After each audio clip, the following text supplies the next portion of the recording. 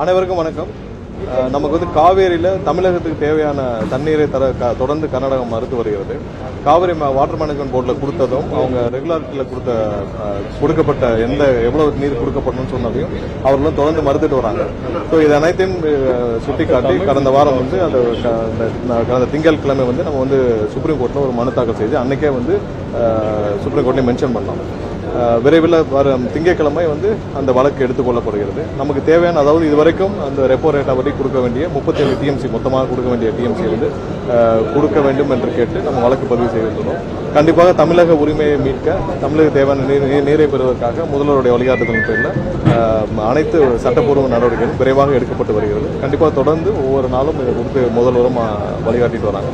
So அடுத்தடுத்த கட்டத்தில் கண்டிப்பாக தமிழகத்துடைய உரிமையை நிலைநாட்ட நம்ம சட்டப்பூர்வமாக அனைத்து நடவடிக்கையும் எடுக்கும். வேற ஏதாவது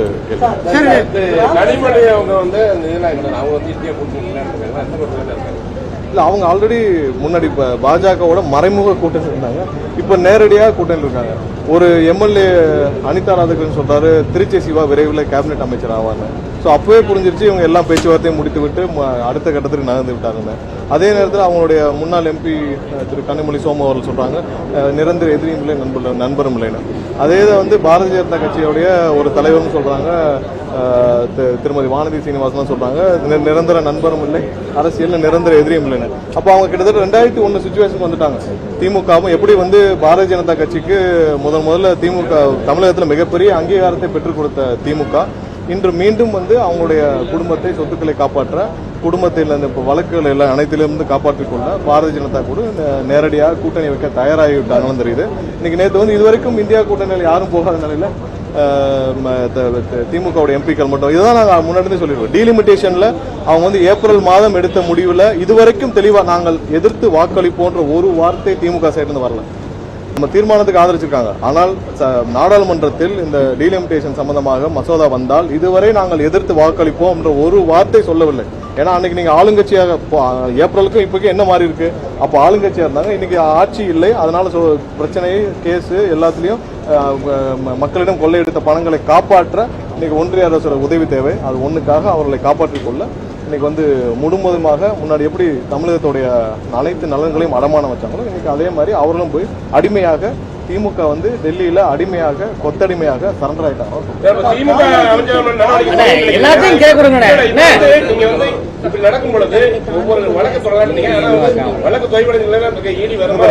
எல்லா விஷயத்திலையும் தேவையான ப்ரூஃப் இருக்கனாலதான் வழக்குகள் பதிவு செய்யப்படுது.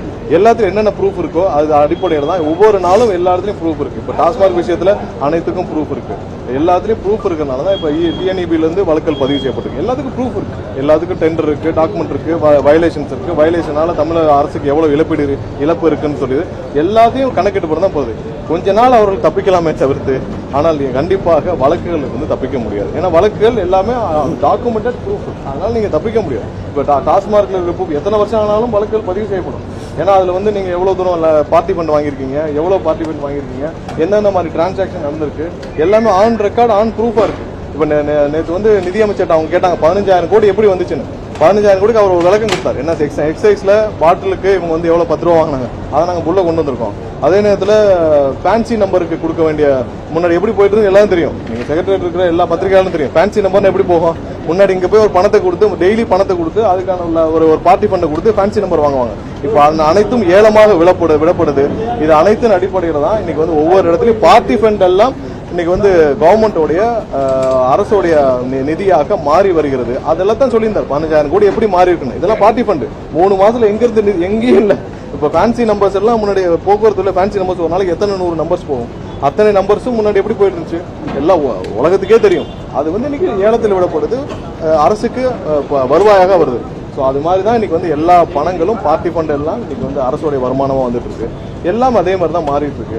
இவர்கள் தவறு செய்தவர் யாரும் தப்பிக்க முடியாது. சார் இப்ப கனிமொழி வந்து நான் வந்து டீ பார்ட்டிக்கெல்லாம் போல, எங்க பாராளுமன்றத்துல எங்களோட சீட் சேஞ்சை பத்தி பேச போனோம், நாங்க டீ பார்ட்டில கலந்துக்கலன்னு அவங்களுக்கு வந்து டீ பார்ட்டி நடக்குதுன்னு சகோதரி கனிமொழி அவங்களுக்கு தெரியாதா? ஏன்னா அங்கதான் போய் பேசணுமா? ஏன் அதுக்கு கடிதம் கொடுக்கலாம், கடிதத்தை கொடுத்து வலியுறுத்தலாம், அதுக்கு நிறைய நேரங்கள் இருக்கு. அது நீங்க சீட்டு சேஞ்ச் வந்து கடைசி நாள் தான் போய் சொல்லுவீங்களா? பார்லிமெண்ட் முடிஞ்சு கடைசி நாள் தான் போய் சீட்டு சேஞ்ச் போய் சொல்லுவீங்களா? ஏன் முதல்ல இடையில போய் சொல்ல முடியாதா? இதெல்லாம் சும்மா காரணங்கள். இதெல்லாம் வந்து அவர்கள் வந்து தானாக முன் வந்து எப்படி உங்களுக்கு ஏதாவது பிரச்சனைனா உடனே சென்று கச்சத்தீவை அடமானம் வச்சு காலையில் விழுந்து சர்க்காரிய கமிஷன் அனைத்திலிருந்து தப்பிக்க அன்னைக்கு கருணாநிதி முடிவு செஞ்சாங்க. அது மாதிரி ஒவ்வொரு நேரத்திலும் தமிழக நல்ல வேளை அவங்க இப்போ கவர்மெண்ட் இல்லை, கவர்மெண்ட்ல இருந்தா மொத்தமா எல்லாத்தையும் அடமானம் வச்சுட்டு அடுத்த வேலை பார்க்க போயிருப்பாங்க. எப்பெல்லாம் அவர்களுக்கு பிரச்சனை வருதோ கொஞ்சம் கூட கூச்சமே இல்லாமல் டெல்லியில போய் சாட்சாத்தமா போய் காலில் விழுகிறதா திமுகவுடைய வேலை. அதை இன்னைக்கு செஞ்சுட்டு இருக்காங்க. அதை அவங்களை காப்பாற்ற செய்யறாங்க. அது அவங்களுடைய